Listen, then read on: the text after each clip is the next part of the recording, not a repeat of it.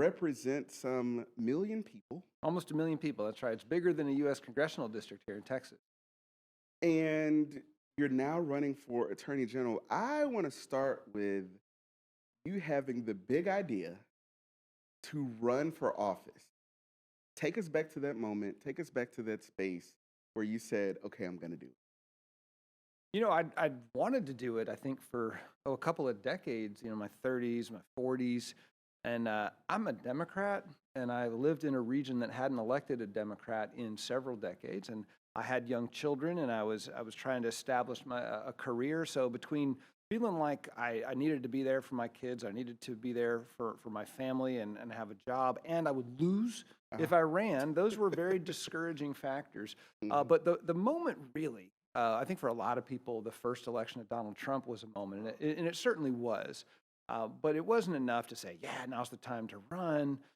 But certainly it sent some sort of signal. 2 years before that, though, the long-term incumbent Republican, he'd been there for 20 years, John Corona, generally known as a real productive, moderate Republican, had gotten beaten in a primary by a guy to the far right named Don Huffines. And, some of y'all watching might know who I'm talking about. He beat John Corona, and he wasn't really in tune with the district. So I thought, you know what?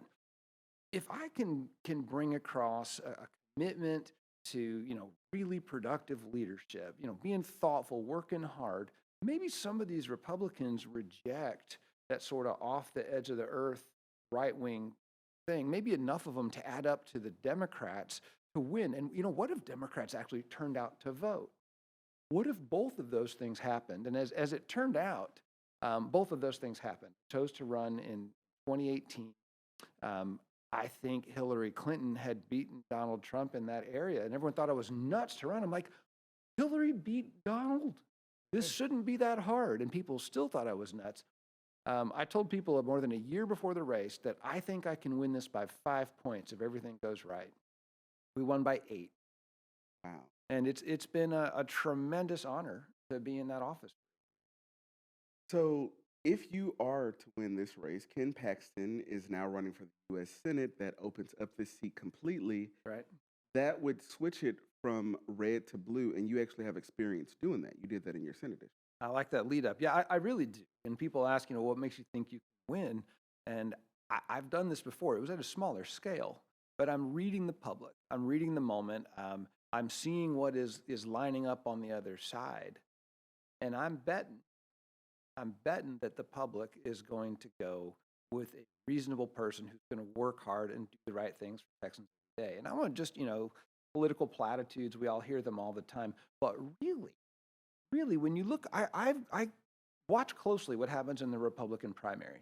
How do I out MAGA the other guy, right? And I don't think that's going to fly in the office of Attorney General, or I wouldn't be running. I mean, running for office is really a drain on your life. It's more than an inconvenience. It's very hard. It's terrifying.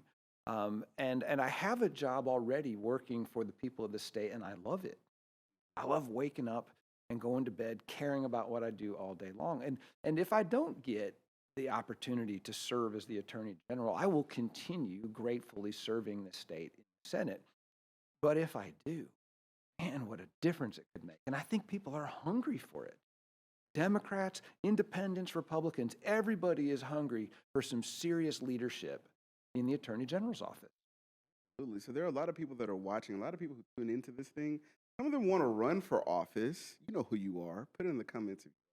Tell us what it's like when you're running for office. You had to win a primary first. Did you have an opponent? I did. I had a primary opponent. And eventually you get to the general. Take us back to the moment that you knew you had actually won. In the general election? In the general election. Oh, it was such an exciting moment. It was about 7 p.m. when they released the early voting. We did not know until the last minute. And the press, everybody had just written this race off for well over a year until a few months before the election, and the polling started coming back, not just my polls, because no one believed my polls, but when some other polls came back and showed it was a tight race, it suddenly became a big deal and very tense all along. And at 7 o'clock at night, the early voting results came out, which represents about half of the vote, and we were up 9 points. So at that point, mathematically, it was like, You gotta go we ahead. we got it. You gotta relax. And that Go came ahead across the screen, and the crowd yelled. It was really pretty magical. So walk the folks through it. Like, so you win. Do you get like a call from like state of Texas saying, report here for it? Like literally what happens from that? There is a freshman orientation, but I mean, it almost takes 4 years to learn where the bathrooms are. And I get lost in the basement of something called the Capitol Extension, and all the directions look the same. I still get lost there, man. And then just learning how things work. What do you do besides like pontificate on TV, right? Is there real work that goes on here? And of course there is. But learning how to work on subjects, how to work with your staff. The state of Texas is very lucky in that the government actually funds having professionals work on legislation, whether you're Republican or Democrat in the House and in the Senate. In some states, they don't have that kind of depth. So it's you learn how to work with people and how to find topics where you can do some good, and you develop some friends very quickly. One of the first friends I made in the Senate was Boris Miles from here in Houston. He used to say, "Welcome to the Senate." Every time I expressed disappointment, he'd go, "Welcome to the Senate." And then one day something good happened. And he put a pin on my lapel and said, "My friend, welcome to the Senate." So you make friends. Yeah. Is one of the things that happen. I know you have Shakira Dennis with Next Wave Strategies on your staff. She's an amazing political consultant. But she and I both worked in the office of State Representative Dr. Alma Allen in the House. And the 2011 session, I'll never forget those late nights in the House. But in the Senate, the staff kind of had what we call banking hours. Like I remember, Those must have been the days. Not my staff. Like I remember, we were 9 and 10 o'clock in it, and I remember one of the first times they passed 6, and yeah. So you're in the Senate, you're running for Attorney General. What does the Attorney General actually do, other than people know child support, and during the Obama administration, it was Paxton suing Obama or suing That's Biden. right. But what actually does the That's a great question. And, a lot of people don't know that the Attorney General's office takes care of child support. Half of the 800 or so attorneys in the Attorney General's office are working to make sure that children are supported in the event that the parents split. And there are many things that are just kind of routine that the Attorney General's office has to do. But, break it into a few different categories.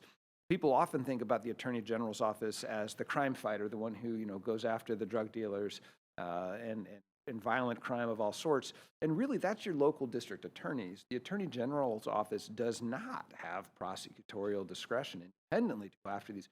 The Attorney General's office should, however, be working with local district attorneys. One of the problems we've had with the current Attorney General is, particularly in the urban areas, he thinks it's his job to make it difficult for district attorneys to fight crime. So the Attorney General is there to provide resources to keep our streets safe, to keep our communities safe, and plays an active role in that.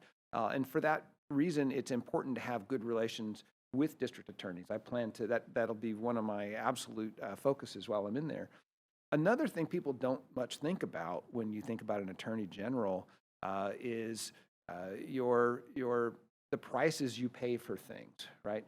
Attorneys General are the guardians of the market, right? Free market competition. And what we all know is that really competitive markets produce good results, and really not competitive ones don't. And if you look at what's happened to prices and quality of things in America and things in Texas, prices have gone up, quality's gone down, choice has gone down, because we have not really had enforcement of the really good state and federal antitrust laws. Look for an Attorney General who's going to make markets work for people. Not for the shareholders. You're not against shareholders, but I want competition in the marketplace, and I will be looking for that. And then how about corruption? How about not participating in it? How about instead investigating it and ensuring that it is prosecuted, and most of the time making sure it doesn't happen in the first place? Finally, the Attorney General is important to the functioning of government overall. The Attorney General is the legal opinion of the state. What does the law mean? What should this agency be doing? What's their discretion? What's their charge? And the Attorney General issues legal opinions on all sorts of subjects. Finally, the job is to get as many headlines as you can, which is many stupid. No, that's not the job. It's what we're seeing, though. It's what we're seeing. We're seeing like headline after headline of these absurd crusades that are wasting taxpayer dollars and terrorizing people in all sorts of ways.